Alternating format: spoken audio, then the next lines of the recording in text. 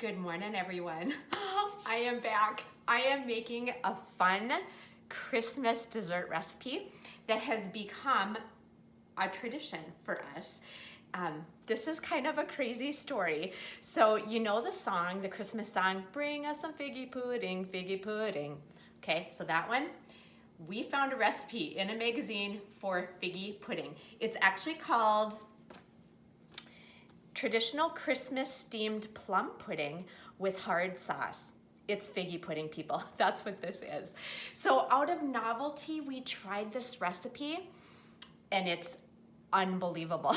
It is so good. It is a super dense cake. That's what a steamed pudding really is.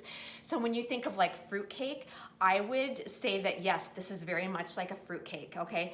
Ingredient wise and everything, but it is the best stinking fruit cake I have ever had. And I don't, maybe it's the hard sauce, I'm not really sure about that, but it is delicious. So I invite you to give this a try. And even if you're like, yeah, that doesn't sound good, it sounds like fruit cake, I didn't think I'd like it either, and we absolutely love it. We have made it over the years now for a number of things that I have catered and a number of dinner things that we've had here at the house, and it is always a hit. I think just out of novelty, out of anything else, right? Because it's like from the song, and it's different, and it's delicious. All right, so let's get this show on the road and get this thing in the oven, because it bakes 2.5 hours, and I'm not kidding. That's what the steaming does. It takes quite a while. So our recipe starts out with light molasses. Okay, molasses is a mess. I don't know if you ever deal with molasses, but it's kind of a mess. So I'm gonna show you how I like to deal with molasses so it slides out easy, okay? So if you just like lightly coat whatever your measuring cup is, and then just pour that stuff in. And there are differences. They do make a dark molasses and a light molasses. So be sure you do get the dark one. Sometimes it's called dark strap. It is super black and it's loaded with flavor, but this calls for the light. Okay, so there goes our light. So see how nice that is, like sliding right out of there. And this stuff is sticky.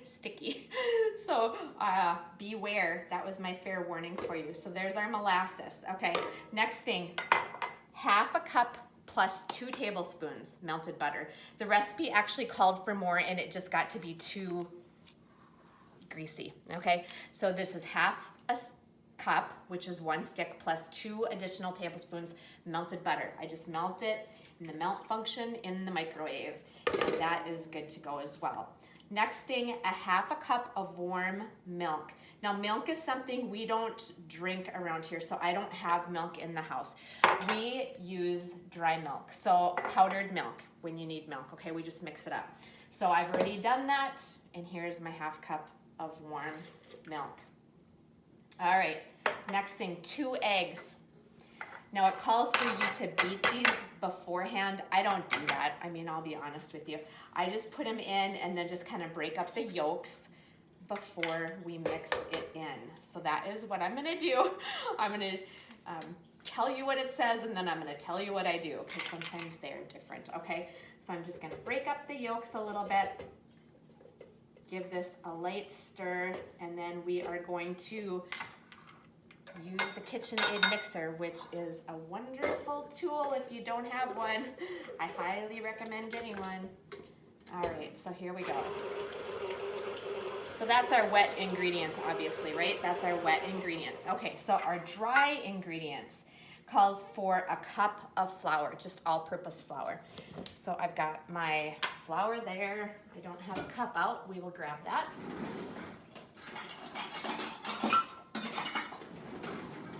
Okay, cup of flour. And when they say that, they always mean it like leveled off the top. So you want to level your flour, okay? We'll shift my stuff here a little bit. All right, so there's our flour leveled off. We're gonna put that in. Next thing, a teaspoon of baking soda and a teaspoon of salt. All right, so that's pretty easy, soda and salt. So here's my soda. I keep it in these containers and labeled because I like everything to fit really nice in my cabinets. I know, we all have our thing, right? Oh gosh. Okay, and a teaspoon of salt. There it is. A teaspoon of cinnamon and a half of ground cloves. Cinnamon, you need quality cinnamon, people. If you want your stuff to taste good, you gotta put in good ingredients, put in quality ingredients. My favorite, Vietnamese cinnamon, Penzeys spices. There is no substitute. That is my opinion. That is my plug. Not for their political platform, but their stuff is awesome. And then half cloves. And these are ground, okay? So you can buy cloves whole, of course, but we don't want whole, ground. All right, that is it. And then we're just gonna kind of lightly start mixing this in, and this is forming our batter now. This is forming our cake batter. It is sticky.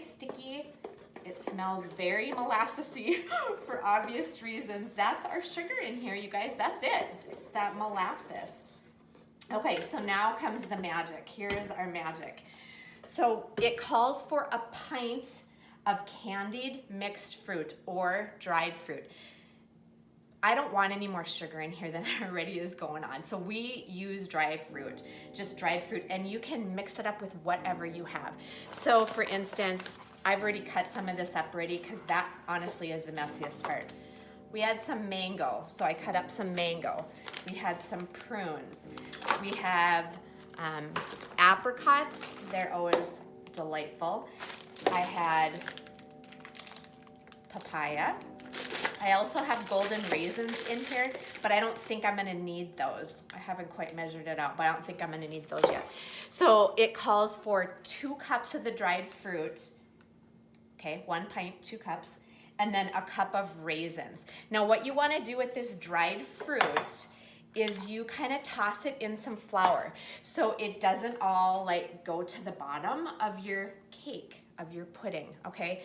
So here's my papaya, because that already kind of is coated. The rest I had to chop up myself, and like I say, this is honestly to me the messiest and hardest part of doing all of this, because it is kind of a mess. So we're gonna put that in here, and we're gonna toss this fruit with some flour so it's more suspended in that batter. Does that make sense? So that's the whole purpose of that. Now it's not gonna be a big deal if you forget that step or whatever, but yeah, it's there for a reason. So we're gonna go ahead and follow that step. So I'm going to just add a little bit of flour from my bin here. Okay, and then we are going to just mix that up. See what happens? It just kind of gets coated with that flour, and it breaks it up. Like, especially the prunes are wet. I mean, they're really wet, even though they're a dried fruit. So they are sticky business, and I don't want somebody to bite in and have just like a clump of fruit, which could easily happen. So that is another good reason to do this. Okay, so now when we measure this out, it did come a little shy of 2 cups, so we are gonna add some of these golden raisins as well. Dried pineapple is another really good thing to have, and I'm out for some shameful reason. So I'm not running to the store this morning just to get that. But yeah, whatever dried fruit you want, and of course everything's out there. So you can even get dried cherries, and I'm sure they'd be wonderful in here too. All right, this looks really good now. So I'm at my 2 cups. I've got it tossed in my flour, and now we're just gonna put that in, okay? All right, and then cup of raisins, that's our last thing. Now these I'm not probably gonna even toss in flour because these are a little bit on the dry side already.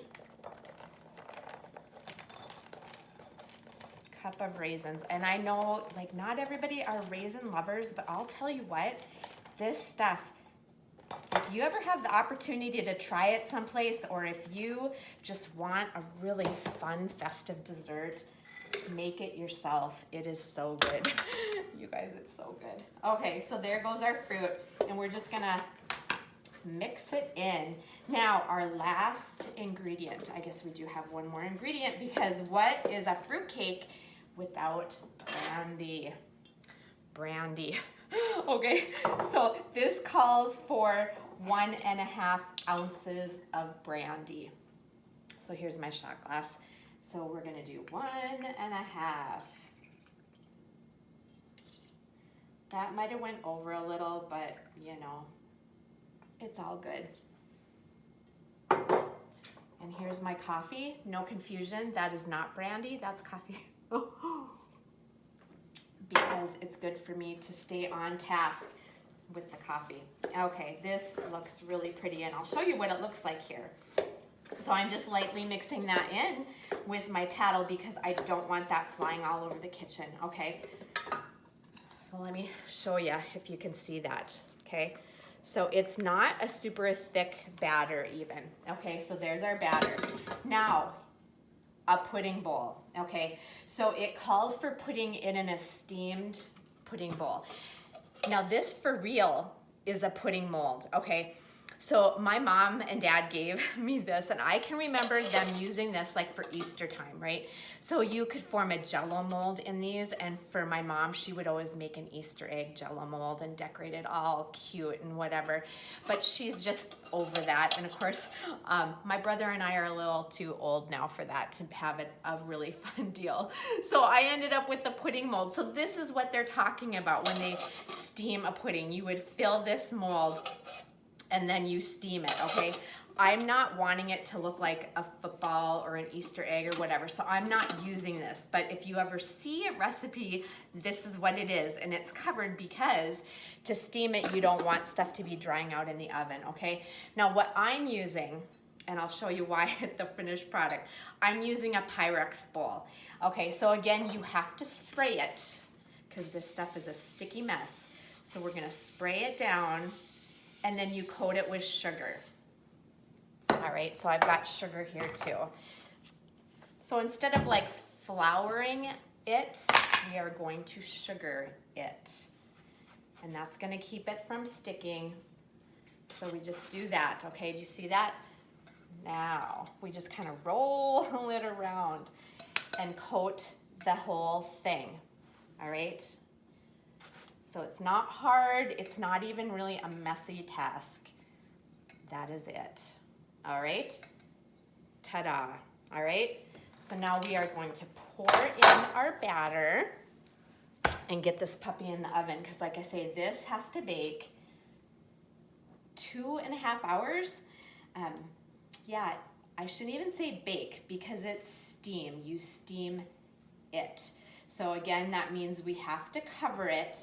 I just so happen to have a Dutch oven that I use, and then I can just put the lid on the Dutch oven, okay? So that all works too.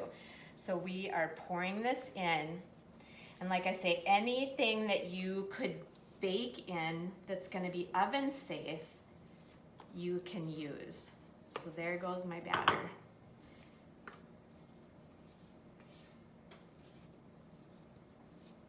It smells really good. I think it might be the brandy.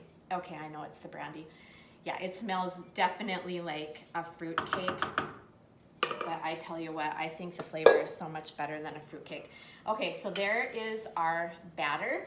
Now, here is what I'm talking about when you steam it. Okay, so I have a Le Creuset Dutch oven, okay? So you are to fill it with water so it comes up halfway on your baking container. Does that make sense? So I've already like put it in here before I filled it with my batter to see where that watermark would be. And I'm just going to put it in there. We are golden, put it right in the middle. And instead of covering like that with foil, I've got a lid. So I'm good to go. This is going to seriously steam for 2.5 hours in a 350-degree oven. And I'm gonna put it in here.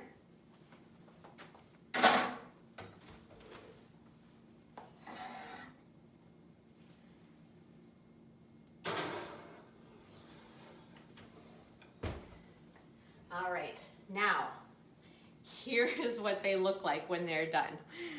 They're gorgeous. Now these, of course, I've made it a little more festive. I put a ribbon on here and a little, you know, fun thing on the top. They're beautiful. they are beautiful. So this is like such a fun dessert to have, and like I say, the novelty of it all and the tradition of it all, being a Christmas tradition, I think is so much fun. And then it is served with a hard butter sauce. So that consists of butter, sugar, whipping cream, vanilla, and brandy. That can't be all bad, can it? You could even mix that up and put a straw in it, I think.